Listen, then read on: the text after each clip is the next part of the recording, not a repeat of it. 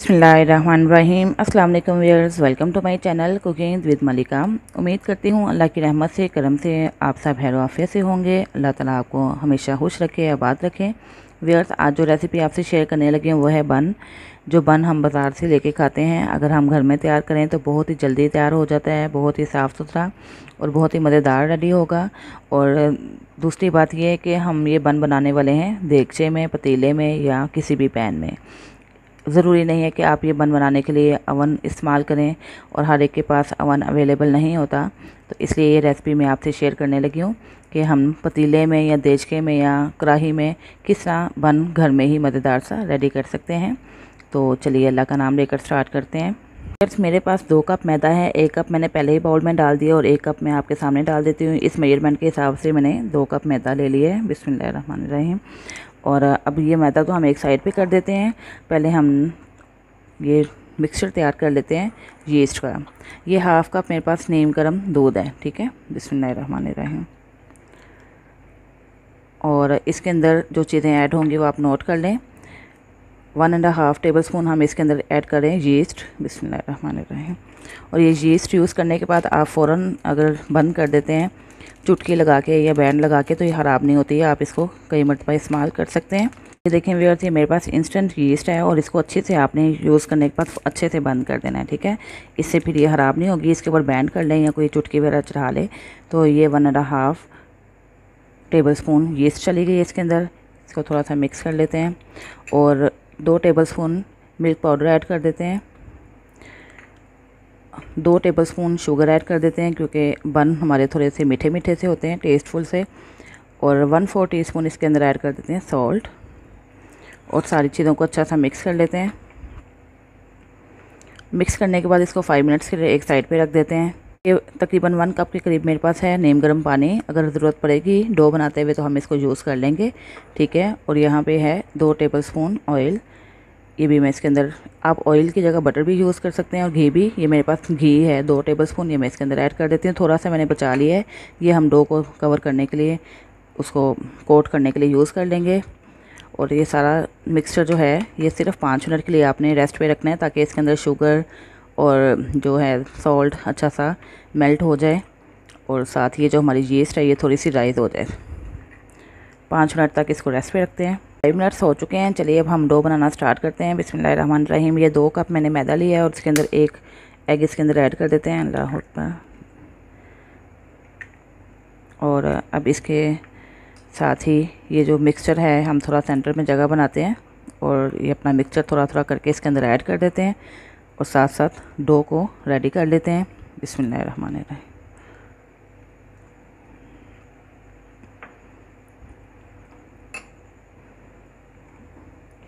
और जैसे हम आटा गूंदते हैं उससे हमने 5 मिनट ज़्यादा टाइम लगाना है। इसको ज़्यादा अच्छा सा गूंदना है डो को, क्योंकि यही हमारी बेस है और इस बेस को ही हमने परफेक्ट करना है। इसको अच्छा सा गूंद लेना है।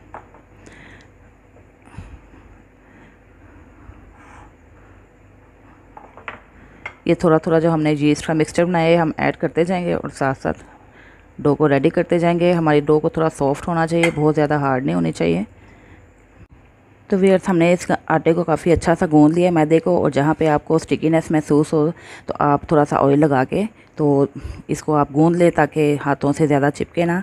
तो मैंने भी इसी तरह जो थोड़ा सा ऑयल बचाया था, घी बचाया था, उसको मैंने इसी तरह थोड़ा सा लगा के हाथों पे तो गूंदना शुरू किया। तो फिर ये जो इसकी स्टिकीनेस है वह ख़त्म हो गई, ठीक है। अभी बिल्कुल स्मूथ हो चुका है और ये ना बहुत ज़्यादा हार्ड है ना बहुत ज़्यादा सॉफ्ट है, ठीक है। ये आप इसको देख सकते हैं। और अच्छी तरह इसको मसल के 10 मिनट तक हमने गूंद लिया, ठीक है, इस तरह।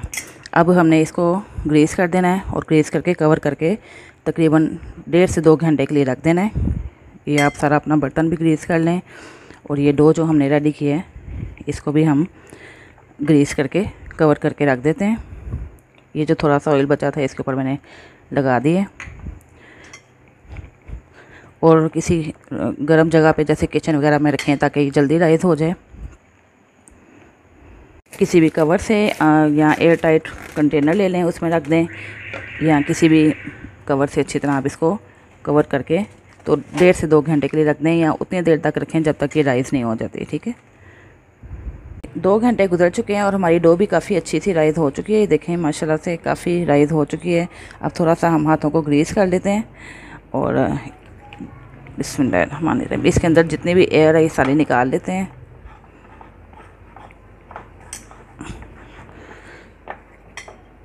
तो वे और शेल्फ़ तो मैंने साफ़ कर ली है। अभी इसके हम हिस्से बना लेते हैं।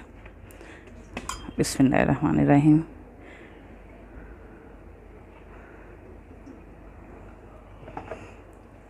इसको थोड़ा डस्ट लगा लें, ये मैदे का डस्ट कर लें ताकि ये चिपके ना आपस में।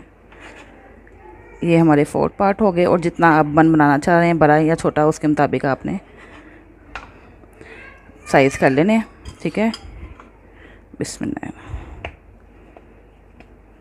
4 हमने छोटे और 4 बड़े हमने पेड़े बना लिए हैं और जिस भी आप ट्रे में इनको रखना चाहते हैं उनको अच्छा सा ग्रीस कर लें। अगर आपके पास स्टील की है जो घर में हम यूज़ करते हैं उसके ऊपर भी आप बेक कर सकते हैं और अगर इस तरह की ट्रे है तो उसको भी बेक कर सकते हैं। तो ये हमने अच्छे से इसको ग्रीस कर लेना है, ठीक है। और ग्रीस करने के बाद पेड़े हम इसके अंदर सेट कर लेते हैं। बिस्मिल्लाहिर्रहमानिर्रहीम। और थोड़े डिस्टेंस इस वजह से रखेंगे क्योंकि ये काफ़ी ज़्यादा राइज़ हो जाते हैं, ये देखें। और इसी तरह एक और छोटी डिश है मेरे पास, उसके अंदर मैं छोटे पेड़े सेट कर लेती हूँ। इसको भी ग्रीस कर लेते हैं। बिस्मिल्लाहिर्रहमानिर्रहीम।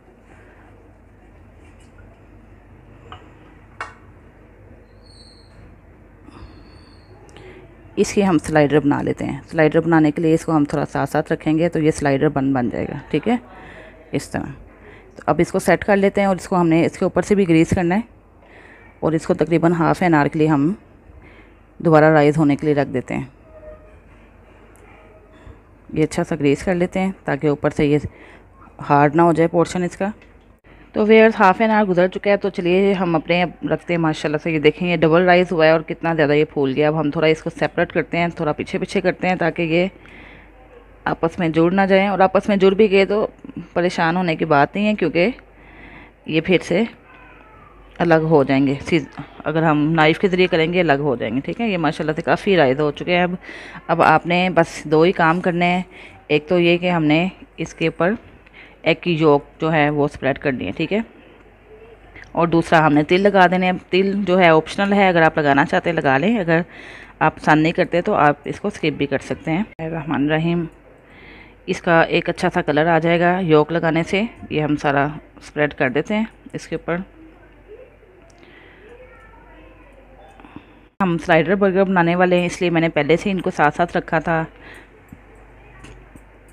इसको भी साथ ही हम एग की योक के साथ ग्रीस कर लेते हैं और हमारी इस तरह दोनों रेडी हो चुकी हैं डिशेस, एक बड़े बर्गर वाली और एक छोटे बर्गर वाली। जो साइज़ आप पसंद करते हैं उतना ही साइज़ आप लेके पेड़े का तो आप बर्गर बना सकते हैं।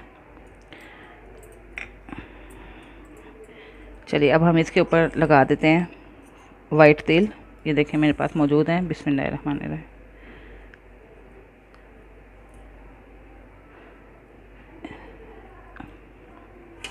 इसके ऊपर भी स्प्रेड कर देते हैं और अब हम इसको रख देते हैं बेक होने के लिए। जिस बर्तन में आपने बेक करना है उसको आपने 15-20 मिनट पहले प्री हीट कर लेना है और उसके बाद इसको 20 मिनट के लिए हमने बेक होने के लिए रखना है। तो चलिए व्यूअर्स आइए अब हम अपनी डिश जो हमने रेडी कर दी है इसके अंदर रख देते हैं। बिस्मिल्लाहिर्रहमानिर्रहीम। इसके अंदर मैंने सॉल्ट डाला हुआ है। अगर आपका कोई पुराना देगचा वगैरह है तो आपको सॉल्ट डालने की ज़रूरत नहीं है। सॉल्ट हम इसलिए ऐड करते हैं कि हमारा बर्तन ख़राब ना हो जाए।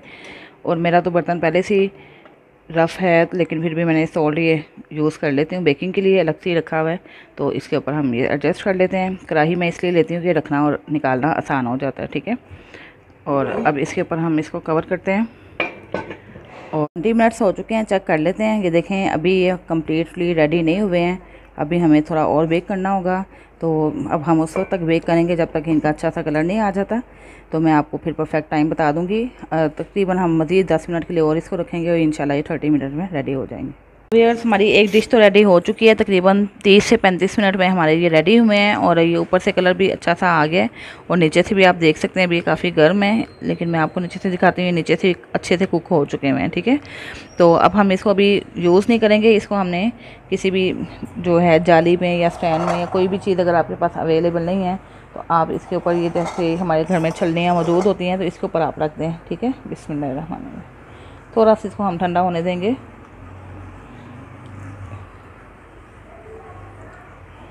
इसमें तो व्यूअर्स अब हम इसको ठंडा होने के लिए रख देते हैं और मैंने जो दूसरी डिश है वो भी मैंने इसके अंदर रख दी है कढ़ाई के अंदर, और जैसे ही वो भी कुक होगी मैं आपको दोनों की फाइनल लुक दिखा दूंगी।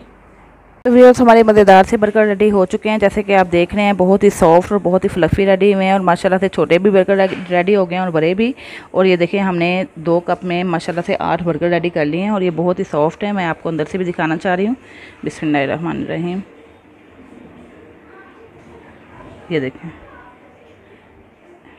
कितने अंदर से सॉफ्ट हैं और बिल्कुल फ्लफ़ी से हमारे बर्गर रेडी हुए हैं। ये देखें, और इस तरह ये आप मज़ेदार से बर्गर घर में ही रेडी कर पाएंगे। उम्मीद करती हूँ व्यूअर्स आपको मेरी रेसिपी पसंद आई होगी। काइंडली मेरी वीडियो को लाइक करें, शेयर करें और अगर आपने चैनल सब्सक्राइब नहीं किया तो चैनल सब्सक्राइब करके बेल आइकन प्रेस करें ताकि आपको मेरी नई नई वीडियो की नोटिफिकेशन मिल सके। इसके साथ ही इजाज़त चाहती हूँ। अपना बहुत सा ख्याल रखिएगा, मुझे भी दुआ में याद रखिएगा। अल्लाह हाफिज़।